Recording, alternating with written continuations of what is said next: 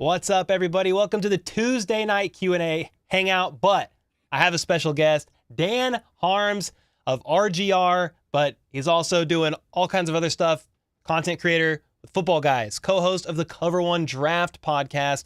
How the heck are you, man? I feel like the last time you were on this channel, it was for last draft, so it's been about a year. How are things going?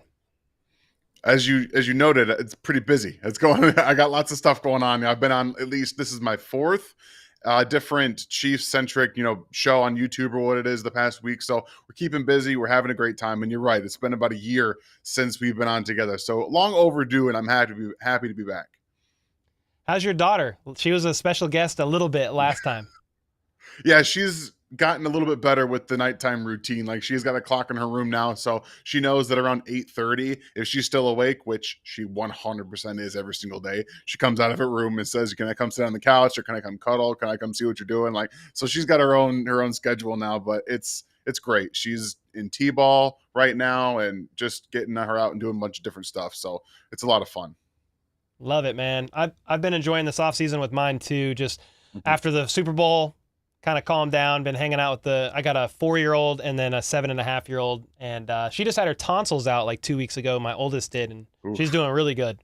that's She's good. doing really good, and we're just getting ready for the summer. So excited about that, man. But with that being said, the draft is in 2 days, 2 nights from now, technically.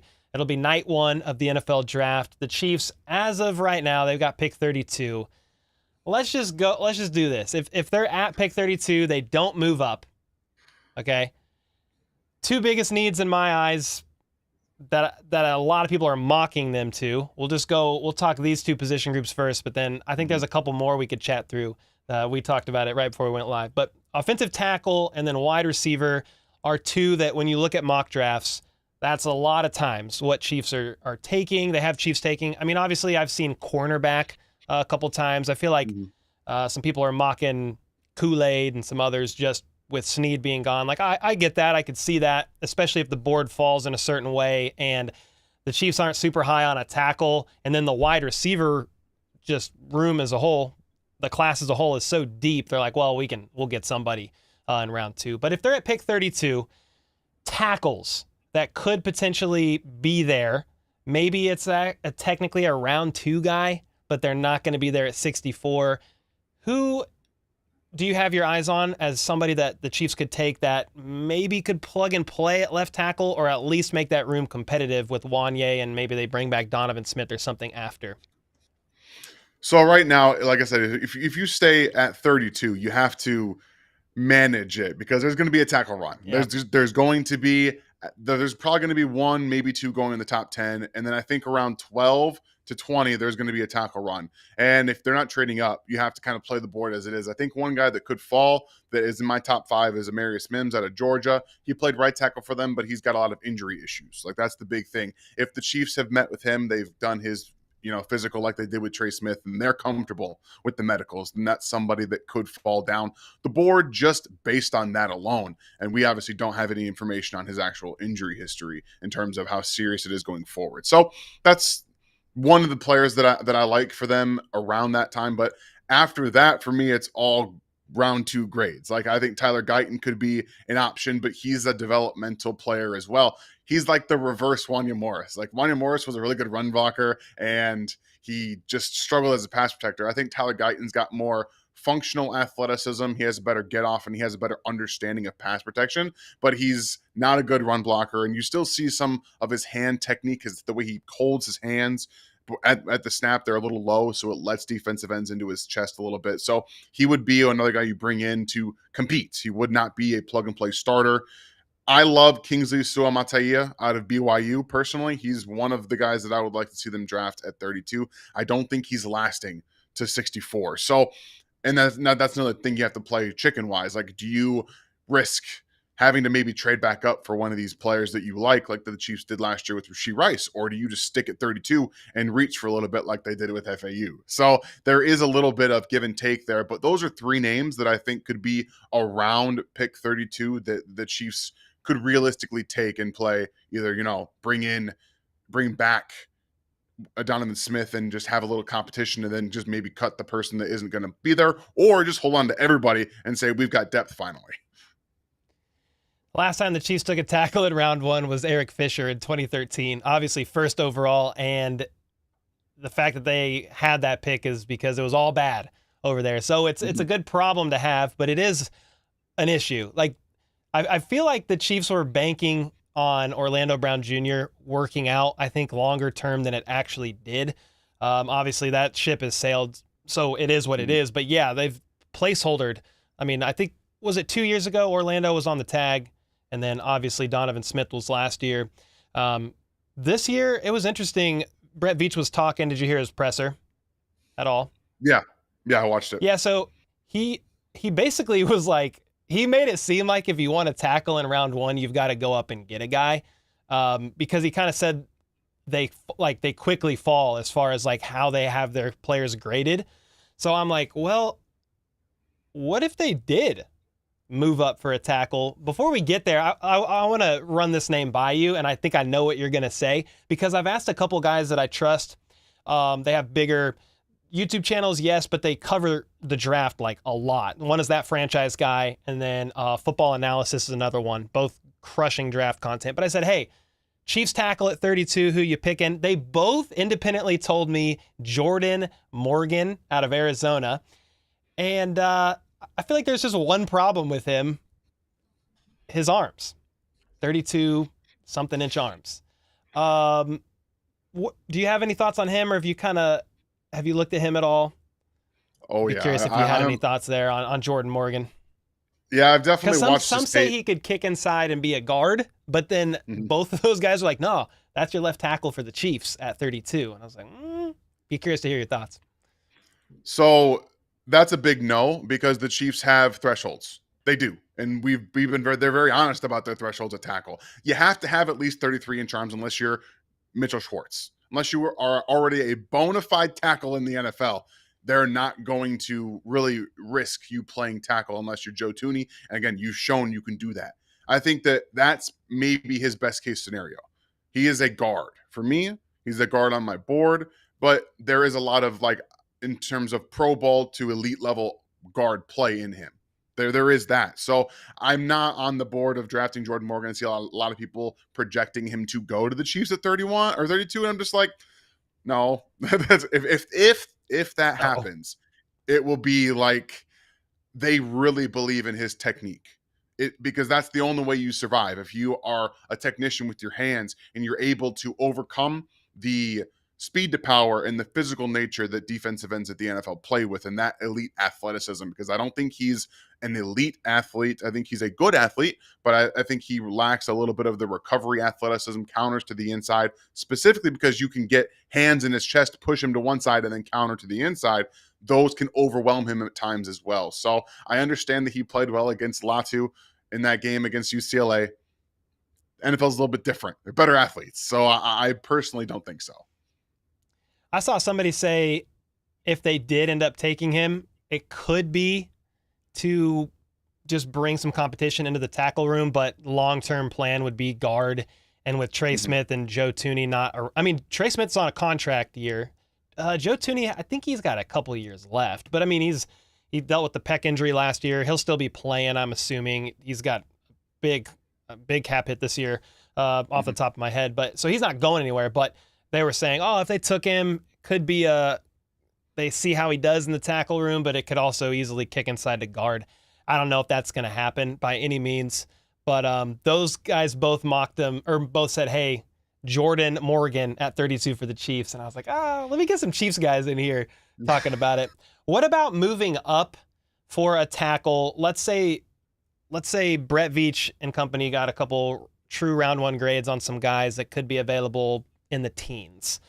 If the right person falls, who would you not be upset with them going to get, even though it's going to cost a little bit of draft capital to move up into the mid-teens, maybe 16, 17 to go get a guy, left tackle? Yeah, I think this would be a trade up with the Seattle Seahawks. I believe that would be the farthest they can get up if Seattle's willing to move back and understand that they're not, in my opinion, a win now team. Acquire some more draft capital, maybe take your Michael Penix of the future later if that's their idea, and then move along that way. So I think 16 is the target point for that. And there's 2 players. Troy Fautanu out of Washington, who is the left tackle that I would love the Chiefs to get, and Olu Fashanu if he falls down the board. That's because there's a lot of talk, about his baby hands. He's got small hands, like 8-inch hands, and people are a little, oh, well, are we going to talk about his hand size? Well, okay, I understand it, but it doesn't show up on tape. It doesn't hinder his ability to play. So it doesn't bother me as much. He also graded out as my top tackle on the board. So if he starts to fall, I think that he's definitely someone they would go and get. But the other guy is Troy Fautanu out of Washington, and he's got the length. He's 33 plus arms. He's 6'3" though, and I guess that's the biggest worry, quote unquote, about his ability to play tackle. People want to kick him inside for that. Doesn't bother me at all. He's a really good run blocker. He's nasty. He's got the required athleticism to be able to recover inside.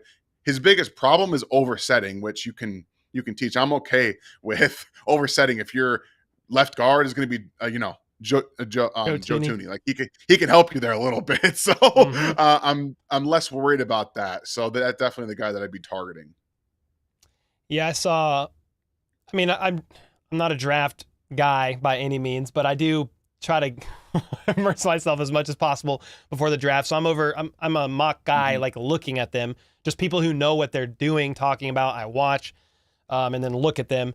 And I have seen Troy and both Fajanu in some mocks available around that 13-15 mark, but that's still like you got to get up there in order to get them. Speaking of trading up, what are your thoughts on trading up for a wide receiver if the right guy fell? I can only really see one guy that would make sense, and if he's available around pick 19, 20, you probably know who I'm talking about, but I would love to get your thoughts before I say anything at all. Wide receiver, let's say the Chiefs, we're already in the trade-up mode, so we'll talk about that, wide receiver trade-up, and then wide receiver at 32. And then there's some super chats. We'll get to those. A couple people are asking some interesting draft questions I'd love to pick your brain on. But if they were to trade up for a wide receiver in a realistic scenario, who would you want them to see, or who would you want them to get if the right guy fell, and where? I don't think it's unrealistic. It's probably just unlikely to go get Rome Odunze if he falls. Like, in the Chicago Bears willing to trade out. Like, you'd have to trade, obviously, your first round pick this year, first round next year, the third from the Titans, probably a little bit more. Like, that's what we're looking at. I don't think it's unrealistic. I just don't think it's likely. So that's just the teaser for you. But Brian Thomas Jr. would be the other guy that you could probably go up and trade, because I personally think you should be able to get everybody else around the 20s. Like, I know there's a lot of smoke about Adonai Mitchell going high. I don't see it based off of his mental stage in football games. He checks out so often. That is a problem for NFL teams. So I think that if they were to trade up for him, I would be a little unhappy with that myself.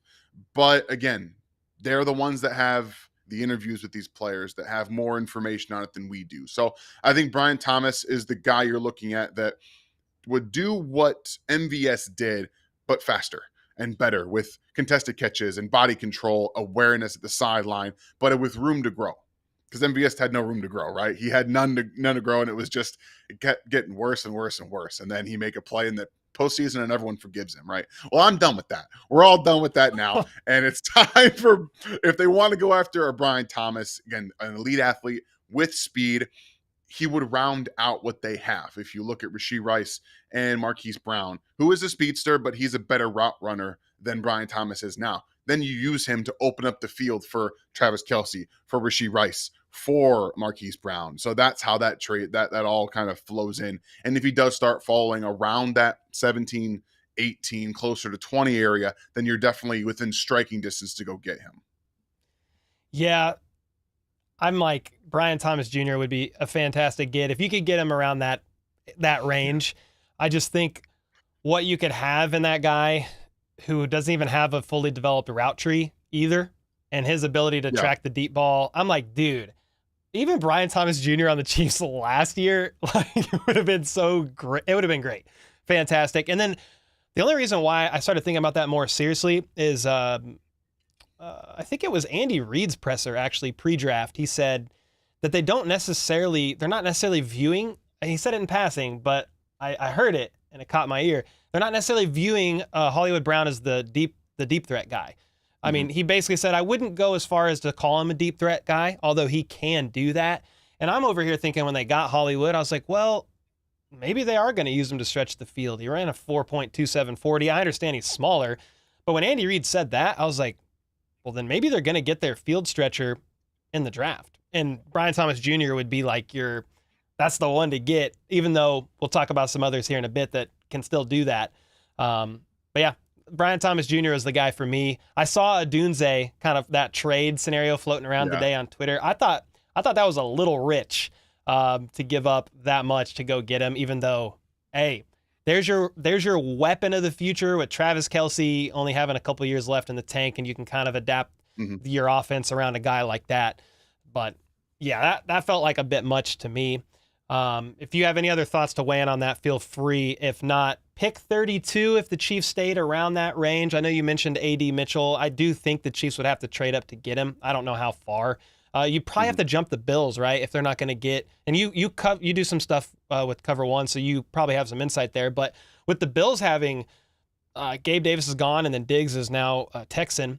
Texans are going to be a fun team to watch next year. But I feel like the Bills are the ones to watch. Like if they want Brian Thomas, or talking about the Chiefs, if the Chiefs want Brian Thomas or A.D. Mitchell, I feel like that's a team that you really have to watch for. They could potentially be pretty aggressive to go get. I mean, they need a receiver pretty desperately. So curious to hear your thoughts on that. Just where you think the Bills would be willing to go in the draft, like because their picks, what are they? 28? 28. Yeah. You think they'll trade up to go get somebody? Like, is that a team that the Chiefs would be like have to keep a wary eye on? I would assume. Yeah, they want a receiver. From what I understand is that they're pretty, even the guys in the Cover One chats, like they want to trade up to get Rome Odunze too. Like everyone wants to go trade up to get him. So like they want to do that. It's probably, again, not likely. It's not unrealistic though. And I still think that they are also in striking distance to get Brian Thomas Jr. I know they like Adonai Mitchell as well. So you still have to get in front of them at some point in the draft. Like you'd have to trade up before they do to get the receiver that you want. And to speak on Hollywood Brown, like that was one of the big talking points in my film breakdown that I did of his. Like if you go back and watch him, he does have speed, but he's a much better route runner than people really give him credit for. And that translates. And that's, Patrick Mahomes said he was surprised by his route running. And I'm just like, all right, I'm not surprised by it. So it's nice to see that they are like on the same page with that, because you have Rashee Rice, your big yards after catch guy, Marquise Brown, your route runner, then you get some speed in here. Right now, I think Justin Watson is slated to be the MVS replacement kind of guy right now, but you can bring in one of these young guys and that has speed and the ability to grow and really round out your wide receiver room. So that's going to be definitely something to look forward to. Now, at pick 32, there's a lot of names. There's a lot of names on the board. There's probably going to be a lot of names. I think people have cooled on the amount of wide receivers that are going to go, but obviously we don't really know to what extent that's going to happen. But I think the primary target that's going to be available that will be highest on my board is Xavier Worthy. He is the other Texas receiver, obviously small, like 165, 6 foot, and soaking wet 165 pounds. I think he's probably got some frame to move, to put on a little bit of weight, to play a little bit more physically, because he has shown the ability to play through contact. But 4.21 speed, you're not messing around, and it's legit. It's not just track fast. He's NFL fast. He is breakaway speed, eliminate angles 100%. So I understand the concentration drop stuff. Trust me, we all dealt with seeing that in Kansas City last year. Rashee Rice even had 8 drops himself. Like no one was immune to the drops last year. So that's an understanding point. He is small, injury concerns, all that said. He's more than just a speed guy. He has nuance to his game. He has the ability to manipulate defenders and get into space and then use his yards after catch. So that would be one of the guys you could look at. Or you go on the complete opposite end and you look at some of the more physical players, Keon Coleman. I think Xavier Legette's more of a second round player, but at 32, again, you're playing chicken with some of these guys if you don't know how long they're going to last. So those are more of the physical. Obviously, Legette's much faster than Keon Coleman is, but Keon's play speed is faster than people give him credit for too. So he's got a lot to learn. Again, MSU, Michigan State, and Florida State did not develop a route tree really for him. Didn't do him many favors there. So those are a couple of the X receiver types there. And I know everyone loves Ladd McConkey. I love Ladd McConkey too. His injury history is more than people understand. Like, that's a little scary for me. And I love the player. Don't get me wrong. He's fast. He's one of the best, if not the best route runner in this class. He's an underrated yards after catch creator, but he's also going to be able to be moved off the spot a lot. So you're trying to like figure out how you want to use him. And if you're going to, again, have Marquise Brown as that route runner now, you would bring Ladd in and he would be that guy next year, right? He would come in and play a little bit of snaps here and there and then take over a year from now if he's fully healthy. So they're playing, again, I'm not a doctor. I don't have any information on injuries. The Chiefs do. So if they take a player with injury concerns, they're pretty okay with it. So those are the guys I think around that round 32 that they could draft and are likely to. Yeah, I like Ladd a lot. His route running is like, it's so nice to watch. And maybe I'm also partial to a fellow Irishman as well, but I do like watching him run. Dude, he had a couple plays that I was like, how the heck did he house that? One behind the line of scrimmage made like a half a dozen guys miss and housed it. That was pretty impressive. But yeah, he dealt with an ankle and a back issue last year. And the back, I think, scares me more than anything. Yes. I'm dealing with some back issues the last couple of years myself. I don't run or play in the NFL. I sit in my basement, but still, like, back injuries are kind of scary, man. So there was a guy that Schrager picked at 32. Is that Jaylen Polk? Jaylen Polk. How high are you on him? I saw somebody's board. They basically had Polk over Ladd. They had him over Worthy, meaning like if the Chiefs took him at 32, it'd be completely legitimate. Or do you more view him as a guy like maybe he's a bit of a reach, but he's not going to be there at 64? So if the Chiefs took him at 32, you could see it. What are your thoughts on Polk? Yeah, I like Polk, and like when I'm looking at my big board right now, from the top of the second round into the where is it? Like the bottom of the sixth round, I have 0 spaces in my board. So I have a wide receiver lodged in every single spot that I can get. A lot of these guys you can argue for over. I wouldn't care. Like, okay, fine, you have your rankings. I have Jaylen Polk at the top of the third. I like what he brings. I think most people overestimate his route running because I think he's fine. But his big stuff is that he is not going to drop the football. He is going to pretty much be where you want him to be. Like, he'll get there. He'll be on the spot where you want him to be. And he will just straight moss guys. He will go up and catch them because he doesn't create enough separation on his own. And so for Chiefs fit specifically, I understand wanting a sure-handed guy who is going to be able to grow as a zone feeler. The Chiefs just spent all last year finding that zone feeler. Like, they did that. And they don't utilize contested catches. They just don't. So I think that while I like Jaylen Polk, I think he still has upside to grow. And the speed stuff as well. Like, he would be what Demarcus Robinson was for this team, which is not a bad thing. But he also had that innate ability to find space post route that not a lot of guys do. And I don't see that from Jaylen Polk. Now, again, that's growing within the system, right? It's understanding what your quarterback wants and being able to execute it on the field. So I didn't always see Michael Penix Jr. getting out of the pocket, making second reaction throws downfield and having that kind of happen. So there is that to it as well. There's some projection there that you don't get with the Washington offense. So I don't know if he's going to be there at 64 either. That's another thing you have to take into account. So that would be another situation where maybe if the Chiefs go tackle in the first round, they're sitting around and there's wide receivers coming off the board. That's where you say, okay, we need to kind of reevaluate this, maybe go get this wide receiver now. And that would be that situation, I think. Yeah, I kind of wonder, they've got that future third from the Snead trade. I wonder if we see that pulled to move up. If they do, let's say, go wide receiver round 2, but they don't want to wait at 64. I mean, they traded up to get Rice last year. So, I mean, they'll do it if they feel like they need to. And I wonder if you see that future third come into play from the Snead trade or not. You mentioned him briefly, Keon Coleman.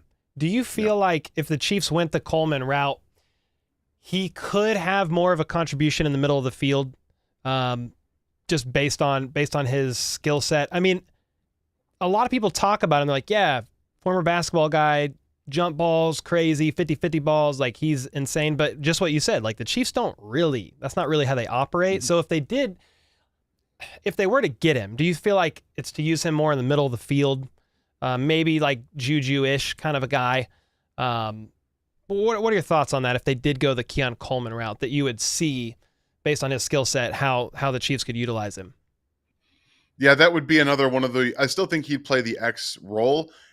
Again, his game speed is better than his 40 time. Like it is. It's much faster, and that's because I think he plays fast, and that's not always necessarily because he understands all of the offense. It's just he is a very. And if you guys, again, I know that it's a combine drill, but when you do the gauntlet, they're trying to see how fast you can run in a straight line while moving your head from side to side in your arms. He didn't move.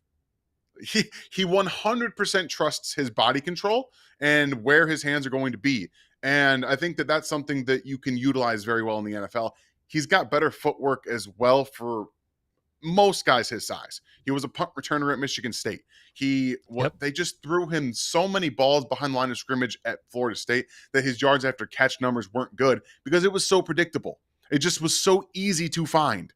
So there's a lot of projection with Keon Coleman. I have him as my wide receiver 5 in the second round, and that's still based off of being an X receiver, being a sure-handed player, and being able to create more than he's given credit for. I still think he's growing as a zone field player, but he can oftentimes make that first guy miss. He has, again, really good, I think, peripheral vision and deceleration ability. The ability to slow down as a wide receiver is extremely valuable. We all know you have to be able to sell vertical routes and stop. Get those DBs turning their hips, their shoulders, and then you stop on a dime and come back. That's how you create those separations on that separation on the outside. So it would be a little bit of a projection for the Chiefs considering what they typically want for their outside receivers. But then again, MVS was a build-up speed guy, and we see how that worked out.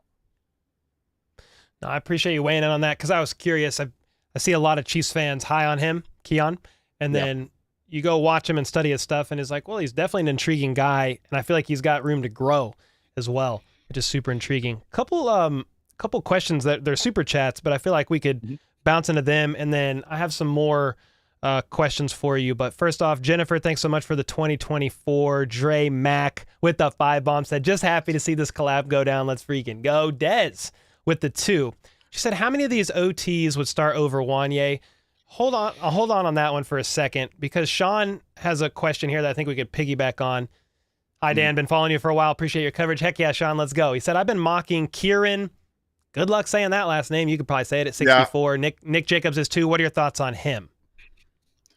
So the problem for me with Kieran is that there was almost no film of Yale. I got almost nothing. And we have to remember, going from Yale to the NFL is even worse than going from Western Michigan to the NFL. That is a huge jump. So for me, Kieran cannot start year 1 at all. There's zero chance that I would want him to play year 1. That's my opinion. And I'm not taking him at 64 for that reason. I have him in the 3rd round, and if he was there in the 3rd round, I would be more comfortable taking that. But then you just drafted Wanya Morris in the 3rd round as a developmental tackle prospect. You had him start a little bit at left tackle last year. We saw how that worked out. Good run blocker, not a very good pass protector. You have to get somebody in the building that can pass protect at left tackle. We have to stop doing, well, this guy can get there. This guy can get there. It's been like 3 years where Patrick Mahomes is dealing with more pressure off the left side than he's dealt with in his career. And if you just keep throwing bodies at left tackle that aren't ready to start yet, it starts to get dicey. And that's why I've been coming around a lot more on just trading up and getting a guy that can start right now and help protect that blind side. Well, in the perfect follow-up, Jeremy asks, hey, Dan, notice you have a bit of a different board than Ryan at offensive tackle. How many plug-and-play left tackle do you think there are? I mean, we could probably exclude Alt if you want. I mean, you can include him, obviously, but I just don't know that the Chiefs are going to 7 or 5 to go get him, although that would be freaking awesome, considering where his dad played and all that. But, yeah, plug-and-play left tackles. We've already kind of talked about some that the Chiefs could trade up and get, but how many do you actually have? They're like, hey, these are plug-and-play guys right now. They could start in the NFL for a team this season. I think Kingsley Suamataia is there, and based off of my evaluation, I know some people don't agree with that. So that would leave it at 5 guys. And I also have Amarius Mims. Again, we talked about him earlier. He played right tackle. I think he can play left, and based off of what I know about him lining up a left tackle at practice at Georgia, he can and would be comfortable enough to play left tackle. Okay. And I assume, like, we've kind of, like, looking at this question, how many of these offensive tackles will start over Wanye? I mean, it really depends on who you grab. If you're going to grab another developmental guy, that's like a 50-50. You don't really know. But if you're going to go get Mims that you just mentioned, or even trading up for Troy, how do you say his last name? Fatanu, and then you got Olu Fashanu. Dude, these tackle names, there are so many in this draft. I'm going to stream during the draft, and I'm going to make people take a shot if I mispronounce a name, because it's going to be crazy. Oh, don't do that. Get dicey real quick. Let's talk wide receivers, but what are your thoughts on Ricky Pearsall, real quick, before we move on? Have you looked at much of his stuff? You got a grade on him. What are your thoughts there? I'm not gonna lie, that guy's freaking fun to watch, but I'm not a big college guy, so I don't have the context a lot of times of like, well, he played at this school against these teams. But Ricky Pearsall has been fun to watch, man. I'd love to hear some of your thoughts on him. Yeah, Ricky was one of my guys before the Senior Bowl. Like, I watched his tape and I'm like, I like this. And so he was like projected in the 5th round around then. I'm like, this guy's going to be the next Puka Nacua. Here he is. We're talking about day 2. Like, he has solidified himself there. So that's already outside the realm of possibilities.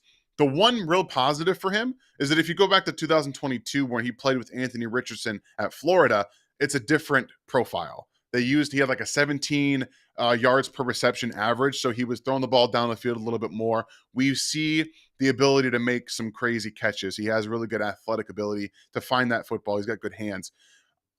I'm a little bit hesitant to say that he's going to be what he was 2 years ago and the athlete that he tested. I don't necessarily always see that on tape. I think he's a good route runner. I think I liken him to a used car salesman. I say this every time I talk about him. He just throws a bunch of stuff and tries to do whatever he can to sell the route. And that has worked a lot in his career. He's also going to be, I think, 24, 25 years old when he gets drafted.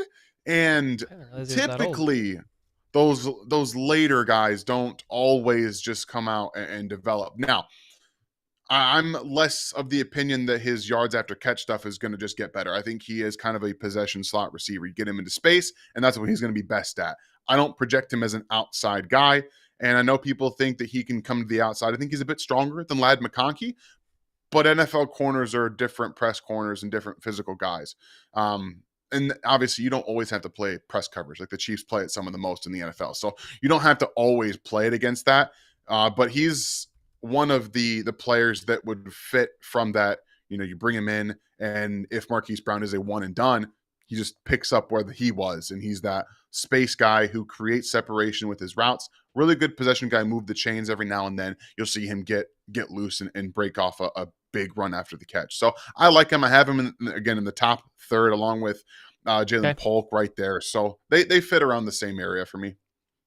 That's actually insane. Ricky's going to be 24 in September. Worthy just turned 20. No. Yeah. He's turning 21 April 27th. Yeah, so I thought he just turned 20. I was like, that's insane. But that's a 3-year difference receiver. That's crazy. Let's talk about a couple position groups that the Chiefs could possibly disappoint people taking in the first round. And it's not because it's a bad pick, but it's because it's not a wide receiver, okay? Or maybe an offensive tackle and a trade up. But I do think it's worth talking about at least, Dan. There's a couple positions of need that if the board falls a certain way, where Brett Veach said, hey, if the main, he's not revealing his board, but the main guys go early in the offensive tackle room, there's quite a fall there to take somebody. Basically, from what I'm gathering from his presser, at the end of round one, it's kind of tough. If the guys aren't there, it's tough to take a tackle round one. Well, let's say then the wide receiver class is so deep, Veach and company are like, well, there's plenty still here, but we got a true round one grade on this guy or this guy, and it's two different position. It's not a wide receiver. It's not an offensive tackle. Where could you see the Chiefs going at 32 if the board falls a particular way? Obviously, we're like, they're never taking a corner in round one. They trade up for McDuffie. They had a true round one grade on him, and he fell, and that's been a blessing. So cornerback could be one, and then I'll leave the other position groups wide open. We talked about it pre-stream, but love to get your thoughts on just a couple positions the Chiefs could go at 32 that would maybe surprise some, but it's pretty needed on this team, or underratedly so. Yeah, so it's cornerback again, because you can't have too many corners.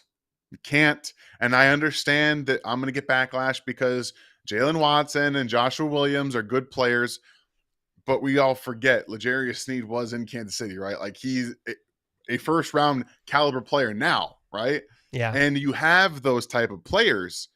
When you have them, it makes those guys look better. So if there was a round one graded corner that they had on their board at 32, they would probably take him. They probably would. The two other positions are defensive end, once again, and defensive tackle. Those are the other two positions that I think that they would take, because you can't go wrong with investing in the trenches. I don't think they would take interior, but that is another sneaky position of need that we talked about pre-show. But defensive line, I think you're going to see a guy like Johnny Newton out of Illinois might fall a little bit there. I have him just outside the first round in the second. I only have one defense tackle, and it's Byron Murphy as a first-round grade, because he is insane. Okay. He is an absolutely insane player. But he's there. I think people love Braden Fisk there as well. Maybe Chris Jenkins, but that seems like a reach to me. And then at defensive end, because this is a interesting class of defensive end players, there's a couple of guys that we know are going to go in the first round. And then what happens if Latu falls out of UCLA because of the injury stuff? He had some neck issues. He retired from football, and maybe some teams just get a little we're weary of that. I don't think it's going to happen, but you never really know. That's also one of those positions where maybe, this is not my opinion, I love FAU. Maybe they just drafted FAU. They're just like, we can't do this. That might also happen. I don't think it's going to happen, because I think he's shown enough to warrant playing next year. Given the opportunity that he had last year, I think he played well enough to get that. So that's just, if they take defensive end in the first round, it tells you how they feel about FAU specifically, in my mind. So those are the positions I would say. Yeah, defensive end is interesting because you do have two round one investments 2 years in a row. Karlaftis is a dog, love that guy. FAU to be determined, but then Amenahue, torn ACL. We don't know when he's coming back exactly. Somewhere around midway through the season. I am glad they brought Dana back. So you do have some guys there. Defensive tackle, though, there's only two players under contract longer than a year. That's Chris Jones and Neil Farrell. And I don't even know what we know about Neil Farrell as of this point in time. I mean, they were high enough on him to trade for him from the Raiders before last year. And I'm pretty sure, didn't they keep him tucked away on the roster the entire season? They didn't ever put him back on the practice, like let him go, clear waivers and stuff like that. They kept him on the roster all year, right? I think it was roster. He was just, he was around because they barely ever played him. He was inactive. He didn't play. He didn't really play, but it was like, I feel like they're intrigued by him enough to like hold on to him. So you've got him and Chris Jones. So I'm like, if they take a defensive tackle, I would not even be surprised. Like, people are going to be like pissed about that probably. But like when you look at it, if there's not a tackle, then wide receiver is so deep. Sorry, if there's not an offensive tackle that they like or high enough on, wide receiver is so deep, they're like, but this guy is still available. And I don't know, do you think Byron Murphy, I've seen him mocked a lot, like around 18, 20. You think he could be available at 32? No, I don't think so. Okay. I think he's going to so go to the Falcons at 8. I would not be shocked if he went that high. Yeah, a lot of my mocks, I saw him taken in the teens, but that is not a position group I've really looked at. So if he goes that early, happy for him. That'd be insane, but that's not happening, I don't think. Could you imagine him alongside Chris Jones? I mean, come on.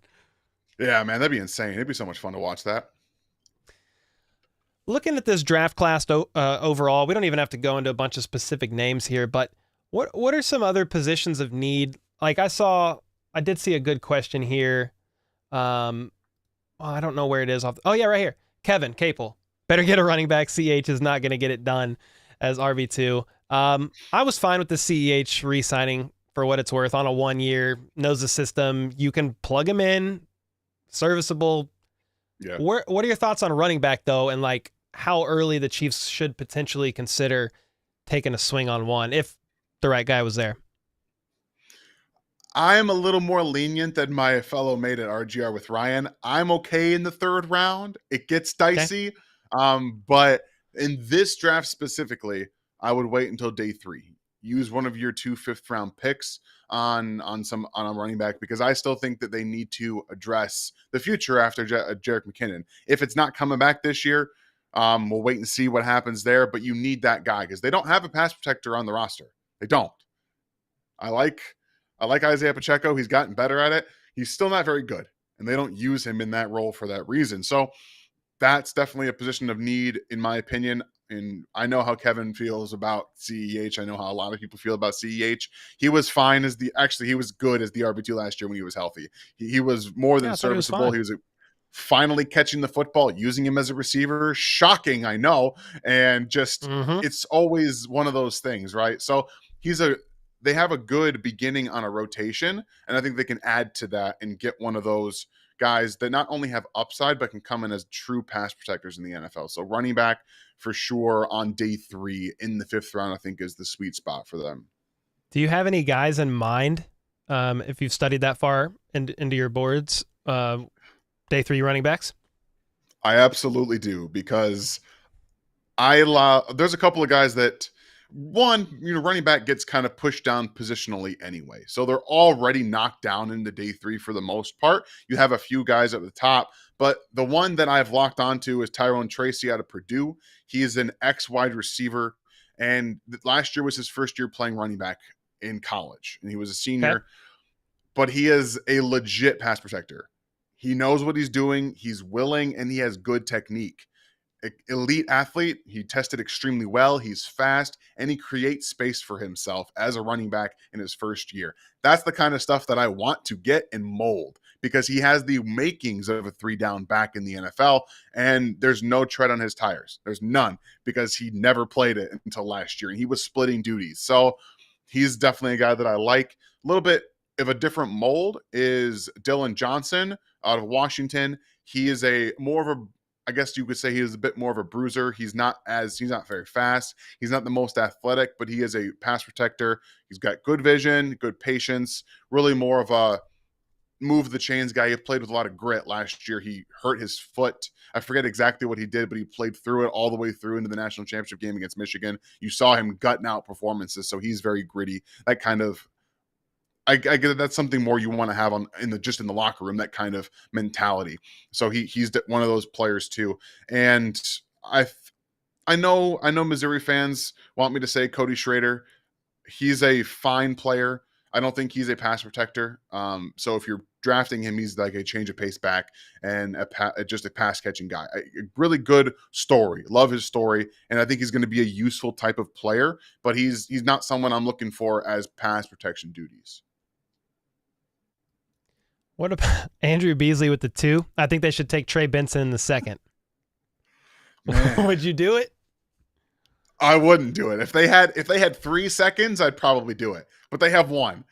So that's a no for me. But I appreciate the honesty, and I also love Trey Benson. So I have no issues with the thought process there. Tight ends. Travis Kelce is going to be what, 35? Maybe 34. He might be 34 now. I forget his age, but he's got a couple years left. Got a couple years left. Is this a year where obviously the Chiefs are probably not getting Brock Bowers, even though some have said, hey, go trade the farm, get Brock Bowers. There's your Travis Kelce. He can play alongside Kelce and blah, blah, blah. But not Brock Bowers, probably not. But is there a guy in here that you're like, hey, this would be at least an intriguing guy to consider? I feel like tight end's tough because there's other positions of need that probably need to come earlier, but depending on how the board falls, you just never know. So are there any guys you got your eyes on in the tight end room, specifically just for the Chiefs, knowing Kelsey's got a couple years left, but I mean, that's about it. Yeah, for me, I'm interested to see if they trade back from 32. If they trade back and pick up an extra second-round pick, that would give you 3 second-rounders, potentially. If someone's coming up to get a quarterback, you can trade back, maybe pick up an extra, maybe second and third. I don't know how that works because I'm not the best trade person. But that is an area where I think that they'd be able to take one of these upside-laced tight ends like a Theo Johnson out of Penn State. He's big. He can pass. He can block, but he's more athletic than I think he played at Penn State. And it's weird because you watch him run routes and I'm like, why is this guy testing so well? But I think a lot of it has to do with just his route tree at Penn State. It wasn't very developed and it wasn't, in my opinion, catered to him very well. So I think that he'd be an option if, again, this is only if they trade down. If they don't trade down, I want no part of drafting a tight end on day 2. And I'd be hard-pressed to do it on day 3 based off of what I've seen from this class. But if you can get some picks here, the 3 guys that I think they would be targeting, are Theo Johnson, Ben Sinnott out of Kansas State. I know you Kansas Staters love that. I love him in terms of everything he does, he brings. Yep. Yeah, he's a max effort type player. He's like George Karlaftis for your offense. Like he's always going to give you 100% effort, and I love that. I saw a comment earlier about loving me, but me missing on George Karlaftis. Yeah, I admit it. I owned up to it. It happens. We're all going to have misses, right? Like it's fine. I've made my peace with it. So, but I appreciate everyone remembers that one because I was so against it. So I always get that one.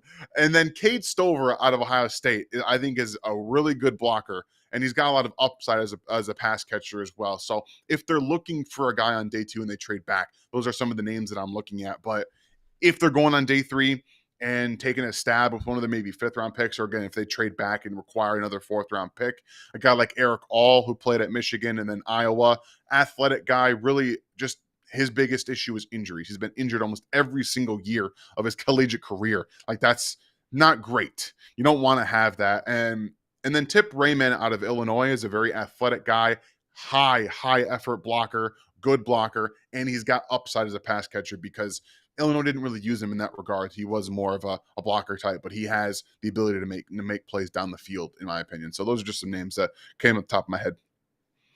I appreciate that. And this is right along that vein.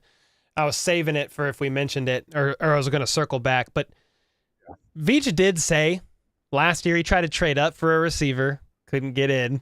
Then he tried to trade out of round 1, but they couldn't get anybody. They couldn't get early enough into the second for their comfort, so they stayed. Mm-hmm. They took FAU.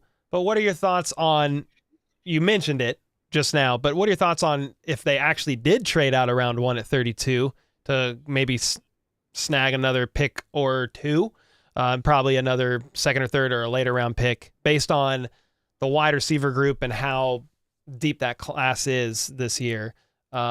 Thoughts on trading out of round 2? Have you done any mocks or explored the thought possibility process of what would happen if they did that? Yeah, it's an interesting situation for me because one, we haven't seen Brett Veach but he'd be able to do it and actually get that done this in his career as the GM. I think this would be a good opportunity to do that. And it also kind of depends on the offensive tackle run in the first round because unless you're going to take Juwan Taylor and actually put into motion the plan that you had last year and play him at left tackle, then it becomes difficult to trade back and not get a left tackle unless you're targeting a guy like Patrick Paul out of Houston, which I know a lot of people like. Numbers are great for pass protection. I think he's still pretty raw, and that's more of a, again, 64 third round kind of tackle for me. But he'd be another upside play at tackle, a left tackle. And when I'm looking at trading back, I think it's a good spot for the right tackles. I like some of these right tackles. Roger Rosengarten out of Washington. Blake Fisher, he's one of my guys. I love Blake Fisher out of Notre Dame. I think he is a plug-and-play starting right tackle in the league like day one. I love his hand technique. I love his ability to get to that drop step before those power rushers get to him. He can re-anchor himself. So I'm big on him.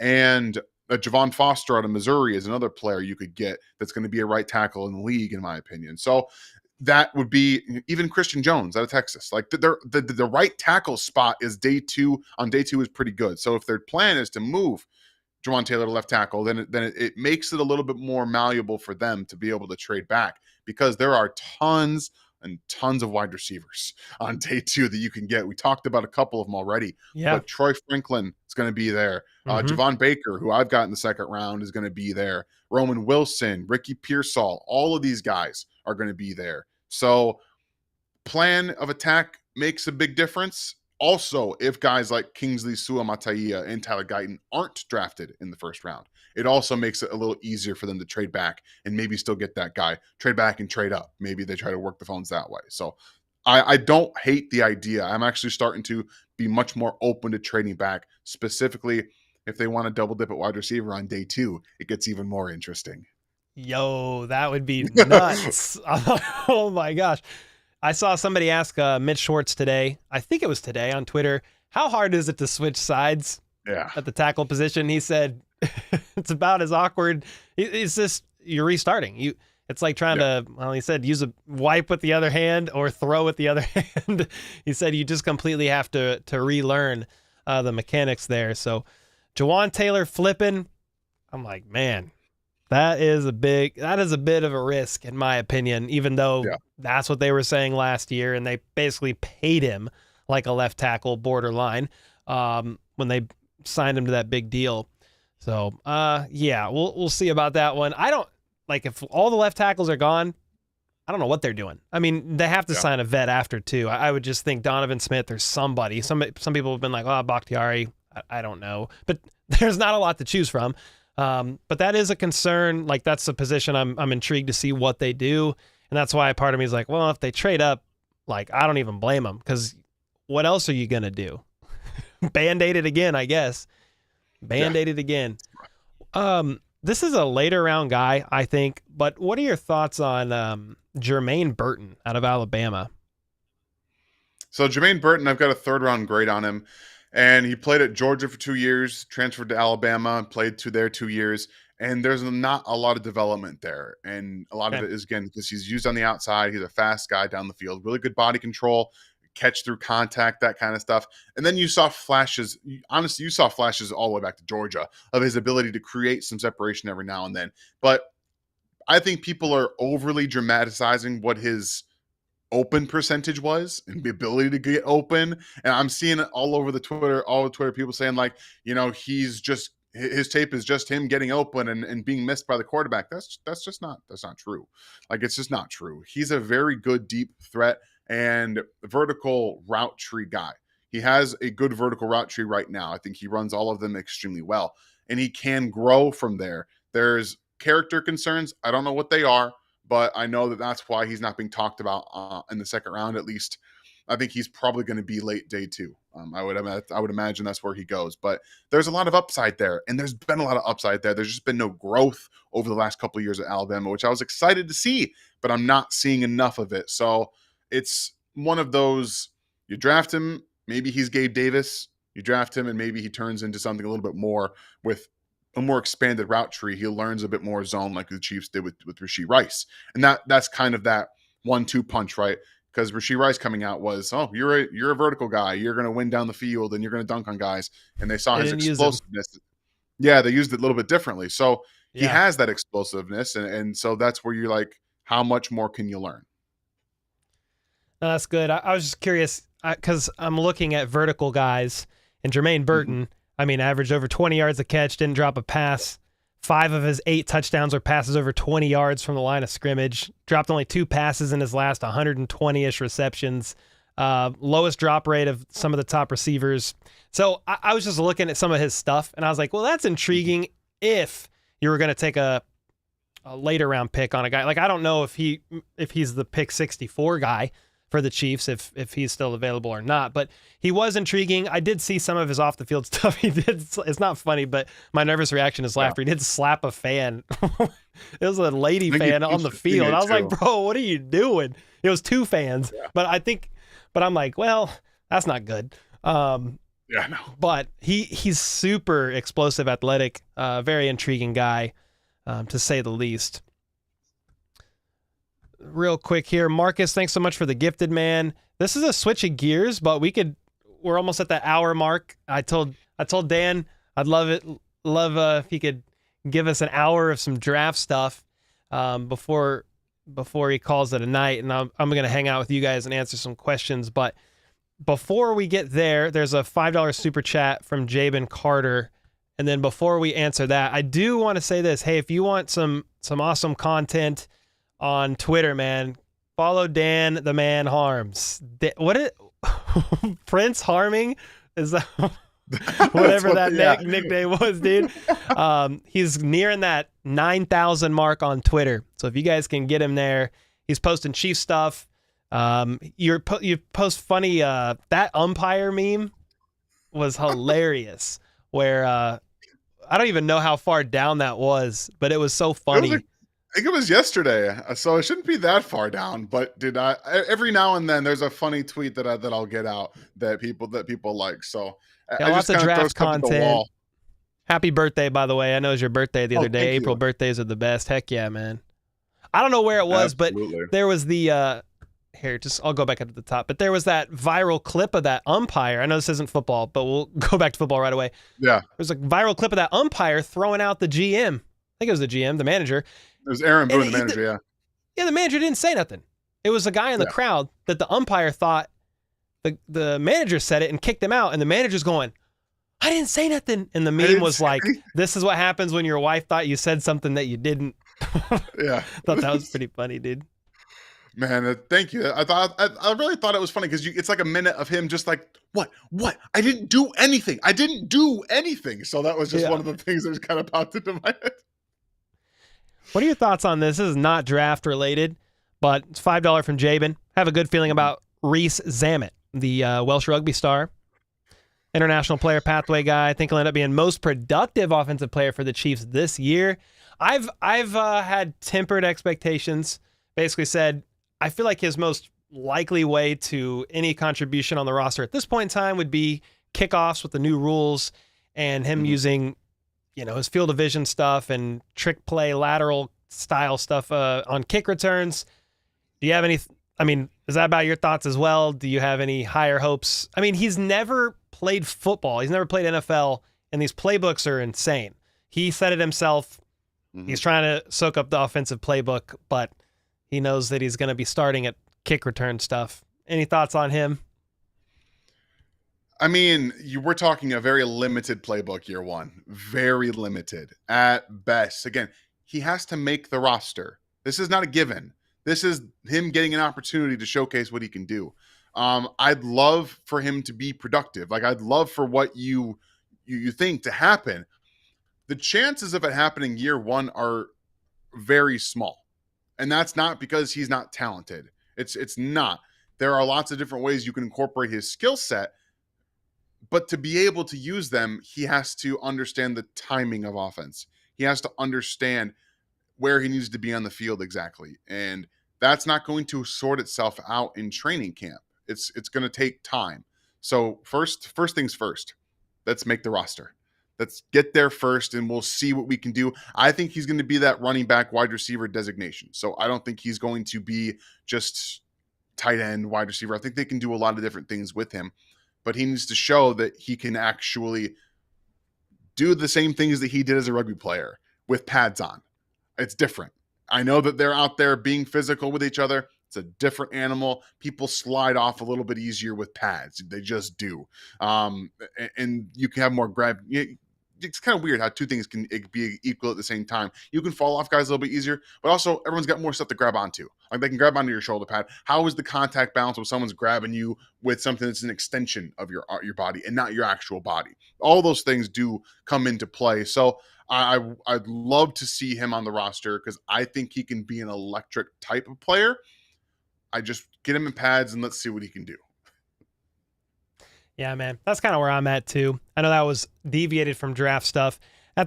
We'll go back there for one more question, and then I really appreciate your time, man. Just at the end of the day, once the draft is over, all said and done, you've probably done some 7-round mocks, I would assume, or you've at least looked at several. What's a good win for you with the Chiefs? Just even if it's roughly from a position standpoint, when you're looking at the needs of the roster, is it tackle, wide receiver, maybe they snag a running back, they get a DB or two? Like, where at the end of the day, what would you be happy with seeing? Obviously, it's a very broad question, and that's not an easy question to answer, but just at the end of the day, 7 rounds done. What's a win for you in the Chiefs book? So I think defensive tackle, wide receiver, and tackle are the three biggest needs on day 1 and 2. And you can inject different things in there if they trade back, if they can acquire more picks on days 1 and 2. But those 3, I think, are my biggest needs. So if they can get a combination of them, or 2 out of 3 on the first day, and then get someone on day 3 that's developmental or maybe a little bit more upside than they were expecting to fall that far, that would be a win for me. Just get somebody that can play at left tackle, or at least compete with Wanya Morris, because I think Wanya Morris has the inside track to start, but we just don't know what he's developed from a pass protection standpoint. Like, that's going to be the big question. Is he a better pass protector? Is he getting out of the snap? Like, that's the big problem here, is he couldn't get out of his snap. Like, he could not get out of his stance and protect the arc. If you can't do that as a left tackle, you're not playing left tackle very long. So that's the big thing. Are we going to get competition in there? He's gotten better. And if they can get a tackle on day 1 and 2, they can come in and provide legitimate competition to either improve Wanya Morris or to take that job. I'm happy. I'm happy as a clam. And a wide receiver, we know that they're going to be drafting at least a wide receiver. Honestly, at this point, I need to see a double dip. I need to see them take 2 wide receivers, because after 2024, there's like 2 receivers on the roster and there's nobody else. You have to get more talent. So whether that's trading back and taking 2 on day 3 or day 2, like I suggested earlier, or taking 2, 1 on day 2 and 1 on day 3, or 1 on the first round, vice versa, get 2 wide receivers in this draft and figure it out. I think that's how I'm viewing this to this point. I appreciate you weighing in and saying that, because you're right about the wide receiver room. Sky has a couple left, but I just don't know what to expect of him at this point in time. I feel like year 3 is do or die for him. Tony's on his last year. Hollywood 1-year deal. Justin Watson on the last year of his 2-year deal. Then there's others on the roster, but it's just I don't know if they're like Justin Ross and these other guys. I don't know if they're gonna stick or not. The only one long term, it's Rashid. So yeah. You got to add. So I was actually going to ask you before we got out of here if you think the Chiefs would be wise to double dip. And I agree, even if it's 1 earlier, 1 later, but you've got to start stacking up that room.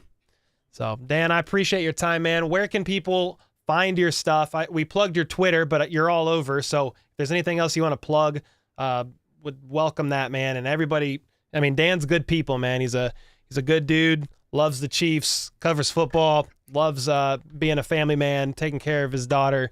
So you're a good dude, man. I appreciate you and all that you do. Thank you. I appreciate that. I love coming on here and getting to talk with you and just being around. Chiefs fans everywhere is one of the best experiences and feelings in the world. So I appreciate the platform to do so. You guys you can find me on Twitter at InHarmsWay19. I post tons of clips there. I'll continue to post draft stuff, guys that we break down. I've got at least 5 or 6 or 7 player breakdowns on rgrfootball.com and NFL33.com. Our big boards, Ryan and myself, just released tonight both of our big boards are up, so you can download those and compare, contrast. And then I have a draft show at Cover One Football. If you go to YouTube and you look up Cover One College Football, that is the channel where usually weekly, as we get out past the draft, I think we'll have more regularly weekly podcasts. And then if you guys are into fantasy football, I have some rookie profiles up at footballguys.com, their YouTube page and everything like that. So I am very busy, and I love coming here and getting to talk with you guys and just imparting what little knowledge of football that I have, because there is so much that I don't know, and I can't wait to learn as much as I can and share it with everybody. That's what I'm here for. Well, appreciate you, man. If you don't know much about football, I'm in kindergarten, baby. So let's go, dude. Let's go, man. I appreciate you. And that was a lot of fun. A lot of fun to talk draft, Absolutely. talk Chiefs. Maybe we'll get together another HBTC, RGR, something collab before the season starts. Maybe after cut downs or something. It'd be cool to talk about how the roster's shaping up and get your guys' thoughts on the season as the Chiefs chase a three-peat, baby. Let's go. Let's go. Maybe we can do one in person. I don't know. Maybe we can figure that out. That'd be fun. We don't live that far from each other, I don't think. So no, we don't. I'm in Lee's Summit. I drive down there all the time. Yeah, no, I drive. I'm in Lee's Summit all the time. Oh, heck yeah, dude. We can do one. I'm down. Absolutely. All right, guys. Dan, Thank you very much for having time. me. Yes, sir. Thanks so much, man. Have a good night. You too. Well, there you go. Dan Harms of RGR. It was great to have him on. I actually haven't had a guest on in a long time. I think the last guest was technically Kylie when we were doing our weekly show. So hope you guys enjoyed that. Definitely want to hang out for a little bit longer and just Q&A, see how you guys are doing. I know this is typically the time when we do a Q&A hangout. This just worked out for Dan to do Tuesday night, and then I'm streaming tomorrow night. We have the members only live stream where we're giving away some signed merch. And then Thursday night, I'm streaming night 1 of the draft. Friday night, I'm streaming night 2 of the draft. It's gonna be busy. It's gonna be busy, but I'm looking forward to it. Let's see, Perfection in here. Yeah, Nico Remigio he's on the roster. I'm intrigued about him as well. Jai maybe said the short arm discrimination. You were talking about tackle stuff? Yeah. Yeah, man. The Chiefs want their tackles, 33, 34-inch arms be preferred. Jeremy, so go on record. You'll have Dan on again before a week. What? Well, in theory, before the season. It'll be fun to have him on. Yes. Is Kylie going to do more shows? We still need to do like a follow-up show, just recapping the season. You like RGR? Heck yeah, Eric. They've been great. They've been great to me since the beginning. Ryan Tracy reached out to me when I had like 1,000 subs. He just said, "You're doing great stuff." Basically it was nothing but encouraging to me. Eric said post-draft review. Yeah, I might have a guy post-draft review. Matt Verderam. I think we'll have him on after the draft. It'll be fun. Jeremy said, I learned of HBTC because the mention on RGR. That's awesome, dude. Yeah, those guys, so RGR, so both Ryan and Dan, they've been great. KCSN, all chiefed up. There's certain armchair. Scrambling armchair. Like there's a bunch of channels like where other fans have found me through them, and I'm really grateful for that. Harm's Way, exactly. Yeah, Andy Reid got extended. If you guys didn't see that. 5-year contract extension. Brett Veach got extended as well, and President Mark Donovan. I think Andy Reid is averaging $18-ish million per year, one of the highest paid coaches in the NFL, if not the highest. I need to double check that, and I'll probably mention it in tomorrow's video. I didn't get a video out today. We've been redoing The Office. And getting some stuff ready. Editor Troy is here from out of town. So he just got in a little bit ago. He's with a buddy. He grew up in Kansas City, but he's going to be here for the draft. We got a whole setup for him over here and just getting everything ready for the draft, man. Super excited. The Chiefs, that Chiefs chat kid is funny. The Chiefs chat kid? Do you think it's an actual functioning headset? What's the Chiefs chat kid? What am I missing? Chiefs chat kid? Are you talking about Chiefs chat sports? Is that what you're talking about? Brand with the 5 gifted. Let's go, man. Appreciate that. Brand the man holding it down. Andrew Beasley with the 2 bombs said Jordan Travis behind Mahomes for a few years. Sorry, I did not get that question in before we got Dan off. But I have a feeling you were trolling with that. But I wasn't sure. I mean, backup QB is not, they don't have a long-term answer there. Yeah, they don't have a long-term answer there. Let's see. He's making more than Sean Payton. He was previously highest paid head coach. Is it just over? Because Sean Payton was making $18 million a year. But is that what Andy Reid's making as well? But it's just over what Sean Payton was making? Either way, well-deserved. And Andy Reid's locked up until 2029. I think Patrick Mahomes will be 34 years old. And Andy Reid would be 71 if they finished out those contracts. How old is Irv Smith? Asked Andy. Irv Smith Jr. age. He's 25. He'll turn 26 August 9th. Jennifer with the 5 gifted as well. Let's go. W's in chat for these memberships. If you get gifted and you haven't been a member before or it's a renewal for you, tomorrow night, 7:45 Central, members only live stream. We're giving away a bag of my coffee, a jersey from NFL Shop of your choice. You just give me the name of the player you want and your size. We'll get that ordered. And then we're going to give away a couple pieces of signed Chiefs merch, either from a current or former player. Again, that's members only stream tomorrow night, 7:45 Central. Yeah, he's still pretty young, Mandy. Yeah. I mean, they did sign him and add him to the tight end room.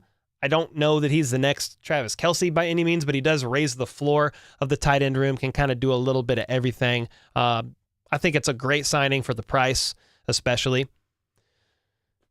Let's see. Chaz, I'm pretty sure a little more. It's a little more, but he's making more, which, like you said, is much deserved. Oh, yeah. We're talking about Andy Reid's contract numbers. Yeah, man. Make him the highest paid coach in the NFL. Well deserved, 1,000%. You'll be on tomorrow from work. Ooh, let's go. About time. Heck yeah. Andrew Beasley said yes and no. He could be a long-term answer and maybe trade him somewhere to get picks or a position of need in a few years. Okay. What round would you get him in? Because I saw he was potentially a day 2 pick. Day 2? Or would you just say day 3, maybe where's he going? How much are jerseys normally? From NFL Shop, they're like 100, 120, somewhere around there. Wide receiver first round, says Dreamville. Offensive tackle comp for Wanye in round 2 is the only way to go. Yeah, I mean, it's definitely a way to go. Like, go wide receiver early, and then offensive tackle. I feel like my screen just glitched. Maybe I'm tripping. Or you could go you could go offensive tackle in round 2. Somebody that can really bring in some more competition to face off against Wanye to really raise the floor of that room. You could do that, or you could go offensive tackle round 1 if the right player falls, and you might have to trade up to get him, but there's your probably your starter, depending on who it is.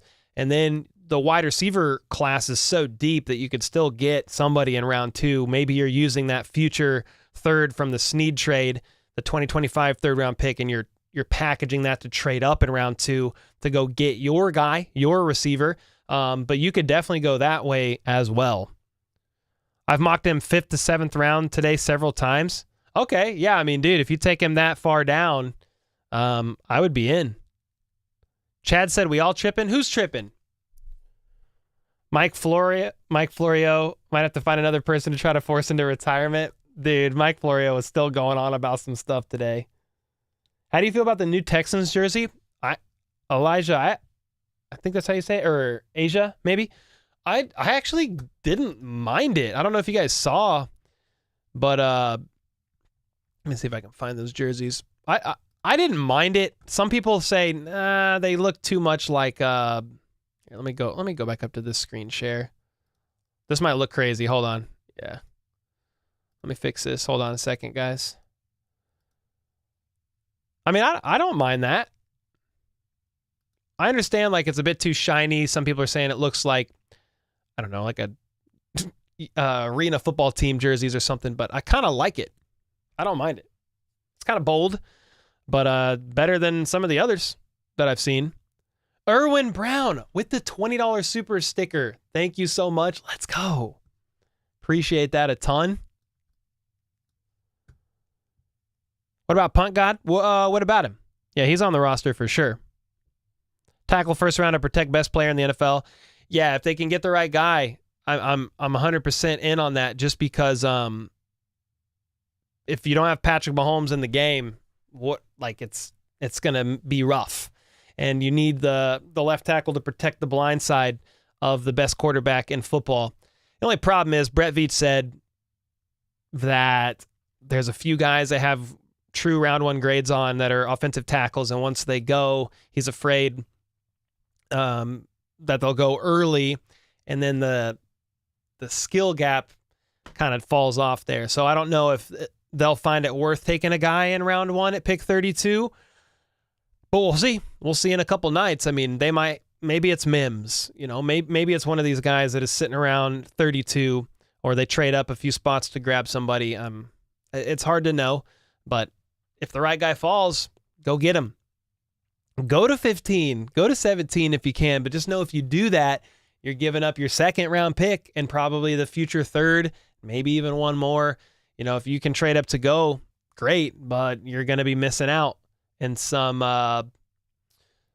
maybe some other position groups there in round two if you got to give that pick up. And that's why some people are saying, well, trade out of round one, rack up another day two pick, but then it's like, well, you're probably not trading up for a tackle. If you're trading out around one, you're not getting your starting tackle. Randy with the 18 months. Let's go, man. Appreciate the support as always. Let's go, dude. How are you? Ryan said better to just sign a free agent, in my opinion. Are you talking about free agent left tackle? Yeah, there's not a lot available, but if you could bring back somebody like Donovan Smith again if you want, yeah, that's definitely an option. Erwin said, let's rebuild the offense first. Yeah, you definitely, you need at least one wide receiver in the draft, maybe two. Tackles a need.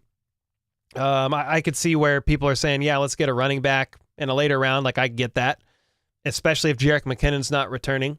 Understandable. Interior O-line is a sneaky need. Maybe it's not really that sneaky, but Joe Thuney's not getting any younger. Trey Smith is on a contract year, and Nick Allegretti is, I think, with the Commanders now. So interior O-line is a need for some depth, in my opinion. Maybe that's a later round guy. I don't know, but that's something to look at as well. Defensive tackle. That was all offensive side of the ball if you're saying let's rebuild the offense first. But defensive tackle is a pretty big need too. Again, only Chris Jones and Neil Farrell are under contract for longer than a year in the defensive tackle room. What's up, Chiefs? Joe said making it 420 week. Hee. Hey, I think it's technically over, right? 420 week? Because wasn't 420 on Saturday? Yeah, man. It's over. Denver done more uniform changes than the whole division combined. That's true. Liam said if we don't have Mahomes, we fight, or we might honestly have a fair chance of making the playoffs, get one seed, and giving Mahomes another week to rest. There you go. Yeah, you never know. You can never rule it out, but that's less than ideal. About Time said, Cole, saw an alligator today. Want me to karate kick him and send to you first a belt or leather or shoe leather? Oh, let's go belt, dude. I just feel like alligator belt would be fire. That's crazy. Yeah, karate kick him, please. Marcus said, no way. Tomorrow member stream? Yes, sir. You have 3 appointments tomorrow for the arm deal, so a member stream is a great way to end the day. Let's go, Marcus. Yes, sir. Thanks for the gifted earlier, too, man. Appreciate that. Daryl says 420 every day? Oh, shoot. Cole, what do you think about, what's up, Joe? Cooper Bebe? I don't know who that is. I'm not going to lie to you. That name does not ring a bell. Cooper Beebe? I like the last name. Oh, he's a tackle? No, a guard. Guard out of, K-State it looks like? Yeah, I'm not studied up. Not studied up, man. Don't watch college ball, but doing what I can for the draft. Be an interesting guy to look at just because of the the need for interior O-line depth. I'd be curious to see. That's crazy. You went to Piper High School? I went to Baser. That's crazy. Draft him. Let's go. Yeah, that'd be pretty nuts.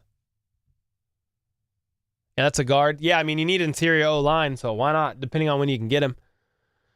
Heard someone say Donkey should ask Zach Wilson to change his number to 3 so fans have to buy a new Wilson jersey. That would actually be hilarious. Like, please do it.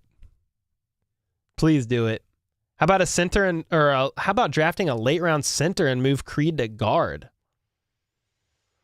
I mean, that certainly is something that they could potentially do. They did kick him out to guard, I think, late last year. Can't remember what game that was, if that was the Chargers game or what that was. I just think Creed's such a dynamic center. You keep him there and you extend him and keep him on the team for years to come. Just my opinion. But he's certainly versatile and you could kick him. Could kick him out if you needed to. Someone said Donovan Smith just signed a 1-year contract.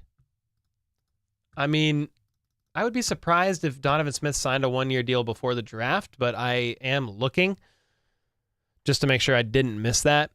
I don't see anything. I think if Donovan Smith does sign a 1-year deal, it's going to be after. I think it's going to be after the draft. See what you do with tackle first, and then go from there. Just my opinion. Yeah, keep Creed right where he is. Yeah, I mean, he can kick out if needs be. I think they were just trying things out, Eric. Could be wrong, but it might have been due to injury. Either way, try to keep him under center if possible. Ahmad, what's up, man? It's been a minute since you've been on. All good? Just been watching the streams in the background while doing my college work. Heck yeah, man. Ahmad, what's up? Hope you're doing well. Hope you pass those exams. Let's get it, baby. Could the Chiefs sign David Bakhtiari? Yeah, that's an option. Bakhtiari, Donovan Smith. Those are two of the main guys still available in free agency for the left tackle spot. Yep. Royals 3-2 over Toronto, tied for second in AL Central. World Series bound would be so ironic. Dude, could you imagine if the Royals won? That would be nuts. They've struggled for a while, so since the last World Series appearance, so that would be absolutely fantastic. Yo, what's up? I don't know how to say your name. Effin Avix. What's up? What's up? Let's see. Chaz says wide receiver, cornerback, left tackle. Yeah, I think defensive back is worth taking a look at. Defensive tackle's a need. Offensive tackle's a need. Wide receiver is definitely a need. Those are 4 like that need to be looked at for sure in the draft. Xander, how are you, man? How the heck are you? I'd rather watch bowling than baseball. Woo! Yeah, I don't really watch a lot of any other sports, just to be honest with you guys. I watch football, and that's about it. And I really just watch the NFL, follow them. I don't watch a lot of college ball. Liam said, my mock draft has us trading with the Eagles 22 and taking Brian Thomas Jr. Fine with me. If he's available at 22, that's great. I would love that. Yeah, I would definitely love it. Xander, did you hear Dan Harms earlier? He had some really good things to say about Xavier Worthy. If you haven't heard, you should go listen. He had some good things to say about Worthy, taking him at pick 32. Dave said, have a great night. Gonna go crash. Got a bug, and it's kicking my Bronco. Dave, hey, man. Hope you rest up and get well. The draft is this week, so let's go.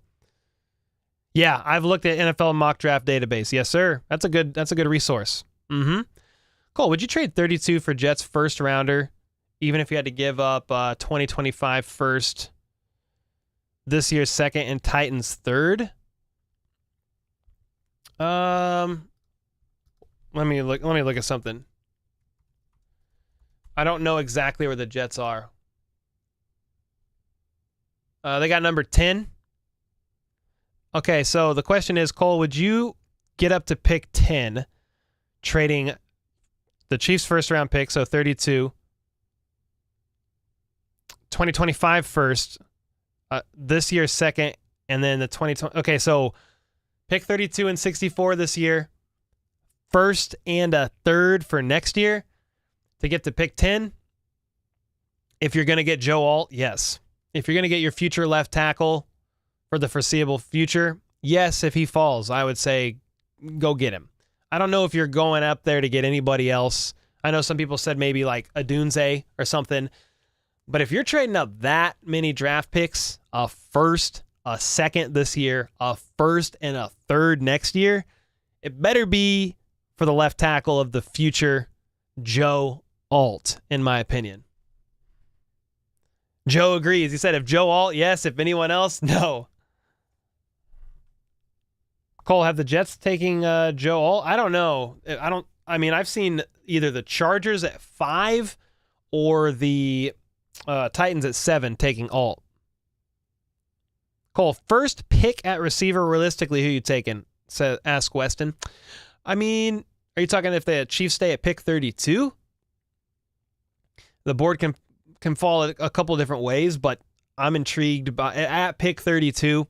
I don't think Brian Thomas Jr. will be there. A.D. Mitchell will be there. So you've got Worthy, Ladd McConkey, Keon Coleman, Jaylen Polk. Just kind of pick your poison there. Leggett, if you want. Wouldn't be mad at any of those. I mean, I like Worthy at 32. That's fine. McConkey is cool with the great route runner if his back clears with the Chiefs medical personnel. I mean, those are a couple at pick 32 that would be worth considering. You go Alt. Other than that, get a wideout. Yeah, somebody said that's a bit too rich. Yeah, the only way I think is if you're getting up to pick 10 to get your left tackle of the future. Joe Alt, that's your franchise left tackle for the next 5 years on the rookie deal with the 5th-year option, but you could then extend him and sign him to a long-term deal as well. That would be the guy that protects Patrick Mahomes for the rest of, or most of Mahomes' career. Worthy, realistically, yeah, he's definitely an option at 32. Honestly, you should make an alt account and say you work for the Chiefs. Wait, me? Nah. I don't work for the Chiefs. I don't know what the Chiefs think of me. I'm just a lifelong fan. Worthy needs to put on some weight. Yeah, he was 165 pounds at the combine. It's a little light. Yeah, that's a little light. I weigh 175, and I'm 6'2", so he's 5'11", 165. I'm not an athlete. I'm not a professional athlete either. Yeah, Joe Alt would be worth it. I think so. I think he would. That's the only position I think is worth trading up for. You've already got your quarterback. You think Mahomes picks who they draft at wide receiver? I mean, Mahomes, he basically said that Brett Veach and Andy Reid keep him up to date. He has some say, but he trusts them at the end of the day. I think they might ask him, but I don't think Mahomes can come in there and be like, this is who I want or else. I think it's a collaborative thing. Veach says, hey, this is who we're probably looking at taking if they're available. Do you have any thoughts or feedback? I think it probably goes something like that.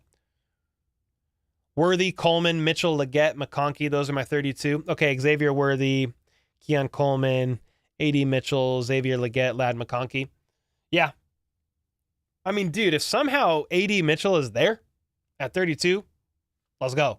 I don't know if he's gonna, but that would be crazy. I thought Worthy dropped 10 to 15 pounds for the combine. Is that true? I think he was closer to 172, 175 in college, but was 165 at the combine. And maybe he did drop down to run a faster 40. I don't know. But either way, he probably needs to bulk up a little bit.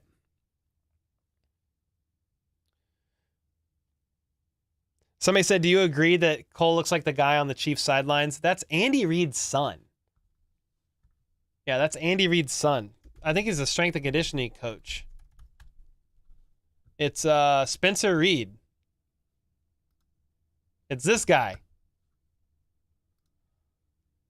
It's this guy. Uh-oh. There he is. That's the guy walking around.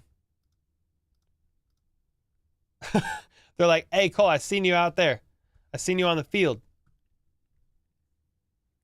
Yeah, he only did that to run a faster 40. Yeah, you definitely need to bulk back up, 100%. And if he dropped down there just to run that 40, mission accomplished.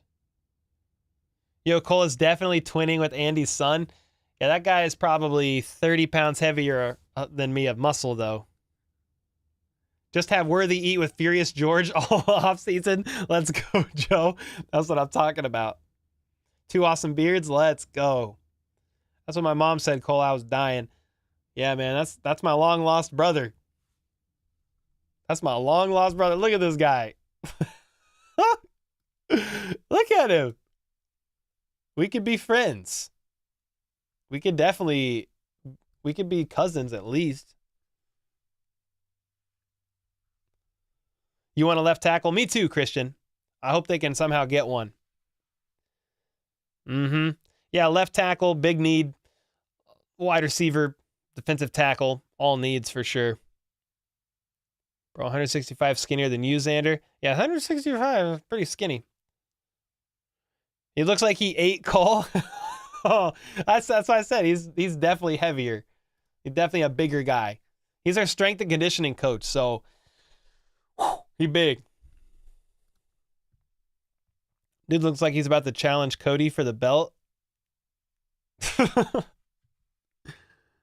And hey, I know that you weren't talking UFC, but dude, UFC 300 was pretty crazy.